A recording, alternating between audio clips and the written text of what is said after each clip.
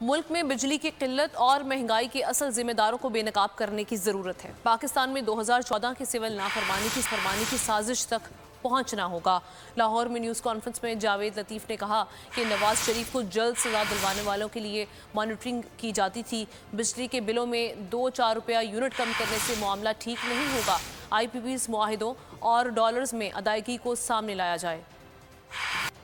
آج جو مہنگائی کا سیلاب قوم کو کھائے جا رہا ہے، جب تک اس سازش کے پیچھے، اس نالائکی کے پیچھے لوگوں کو بے نقاب نہیں کیا جائے گا، 75 سالوں میں جو کسی نے بویا اور پاکستان کو اس انجام تک پہنچایا، ان کو بے نقاب نہیں کریں گے۔ ریاست کو نقصان پہنچانے، ریاست میں 2014 میں سول نافرمانی کی تحریک کا اعلان کرنے والی سازش کا جب تک توڑ نہیں کریں گے، پاکستان کے اندر سے جو عملاً سول نافرمانی کی شکل بنتی جا رہی ہے، اس کو آپ نہیں روک سکیں گے۔ آپ IPPs کمپنیوں کے ظالمانہ معاہدے، آپ ڈالر کی اونچی اڑان، آپ پاکستان کے اندر فیصلے اور ایسے فیصلے جن سے ریاست کو نقصان پہنچتا جا رہا ہے،